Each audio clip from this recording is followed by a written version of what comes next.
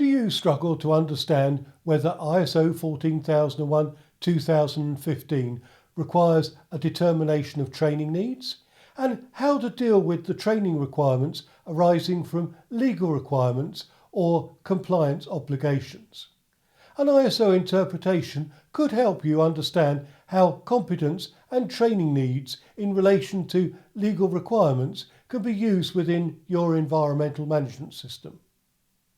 Let's take a look. Welcome to EMSmastery, where we look at the successful strategies and tactics to master environmental management and sustainability.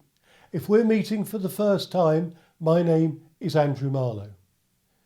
This episode looks at one of the interpretations given by the ISO Technical Committee TC207 Subcommittee 1, which is the subcommittee responsible for ISO 14001-2015 and other associated environmental international standards.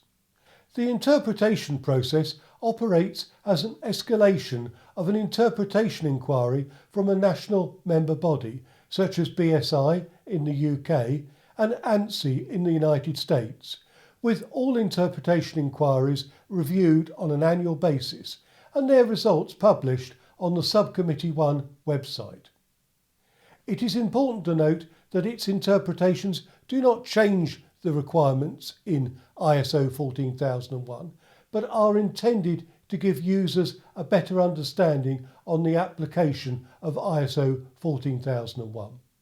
The question about training needs in relation to legal requirements and compliance obligations was raised by the American National Standards Institute, ANSI, and relates to the intent of Clause 7.2. The question asked was, does ISO 14001 imply some consideration by the organisation of legal requirements for training of employees in establishing competence and training?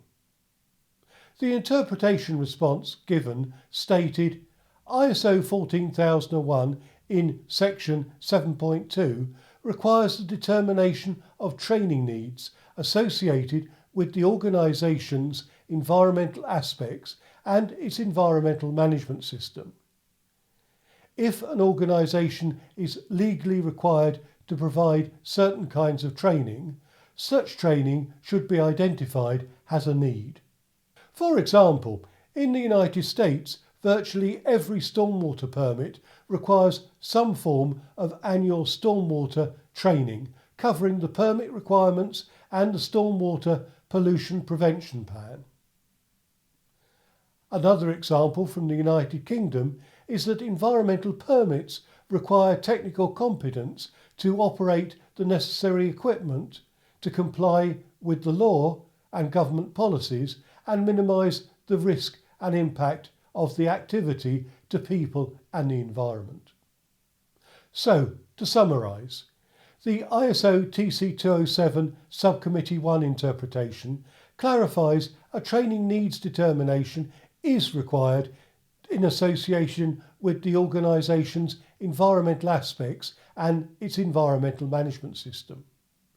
If a compliance obligation requires specific training, then that training should be identified as a training need.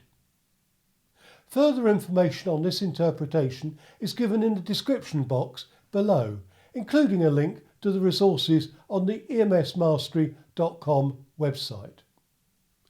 If this episode has helped to advance your understanding of ISO 14001-2015 in relation to determining training needs arising from compliance obligations within your environmental management system, please leave a comment in the box below if this video has helped you.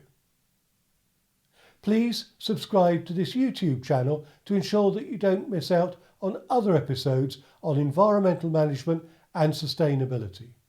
Until then, thank you for listening.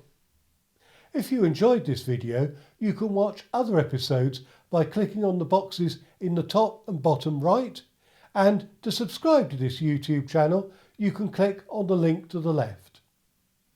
Thank you.